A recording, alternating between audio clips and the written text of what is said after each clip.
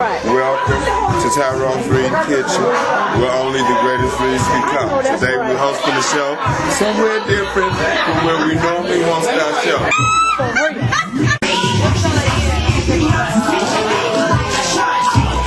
This is like the best tattoo artist ever in life.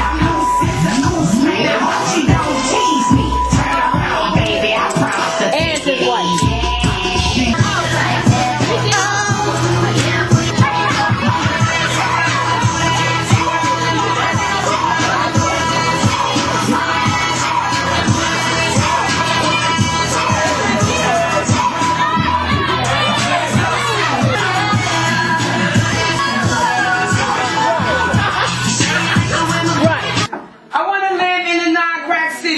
A strong black city where high schoolers don't have to hide heat in a backpack city, where people do more than sit and sip on a six-pack city, where thugs throw away they throwback city, where they don't use the N-word in other word cities. Yeah, we all know that Chicago is a Kodak city. In the springtime you can smell the lilac city, but sometimes I want to get on the Amtrak and leave this city. But I love this city, so I stay here still, where in the winter you could get wicked wind chills. This is the birthplace of Emmett Till, where they take good times when now it's hood times. My community is full of crime, drug dealers still dealing dimes. I've been to enough funerals for one lifetime.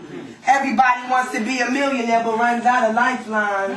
Well, I'ma use mine to phone a friend, and though I'm not calling my next of kin, I'm calling Mayor Daily, and maybe he can let me know why the Ida B's and Cabrini Greens are soon to be bulldozed to create condos on the glitzy Gold Coast. Not only are they evicting the thugs and the hustlers, but also the old folks, kicking them out like footballs through goalposts.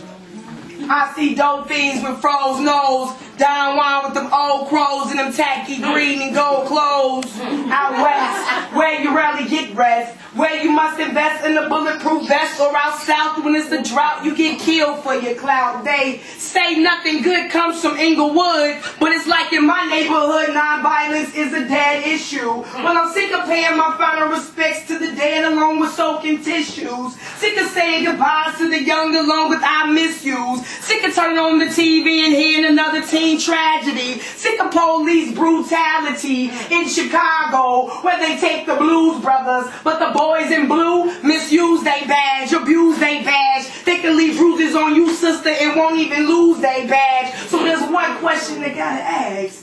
What were y'all waiting for? Another situation like Leonard Clark to spark the heart of the black community? Hell no, we need to go back to black unity. Not just for you and me, but for these babies of Chicago. I'ma say it loud enough so you can hear from Kenzie to Cottage Grove, from the All-Gale Gardens to the Cabrini Greens, and every ghetto and project a lot in between. I'm sick of crooked Chicago politicians with they politic and pornos, selling lies as wide as rhinos. This goes out to them Southside kids with the skin the color of cocoa that wear their hair in cornrows. This goes out to the women waiting for welfare at the WIC offices and the winos. This goes out to all the children in the ghetto making sandwiches only made of mayo. To the single mothers raising their babies solo. To my grandma looking down from heaven wearing their halo. This is my second installment of my newsletters to my people. Who am I?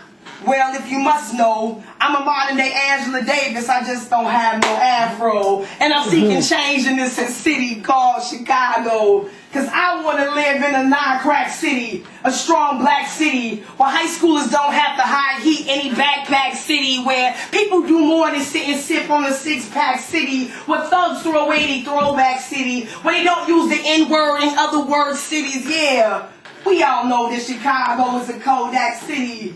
In the springtime, I can smell the lilac city, but sometimes I want to get on the Amtrak and leave this city. But I love this city, so I stay here still. Thank you. I am lightning, and so poetry is what I be writing. What's up, y'all? Hey! Hi.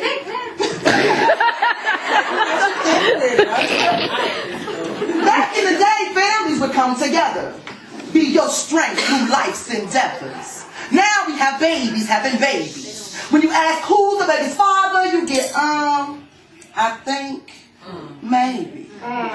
No longer do we have tribes of unity keeping us strong. It has become socially acceptable to raise a child alone.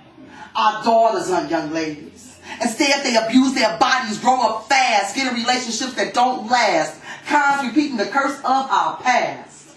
There are generations of molestations. Helpless children having to watch their mother or father free basing. No one ever having time for the conversation.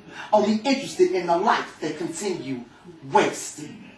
I can see clearly now that in 2010 ain't nothing changed. Still today we continue to seek someone to blame for why we haven't changed.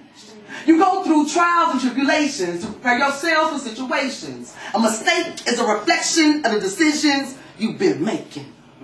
So why continue to make the same mistake? My people, we must awake.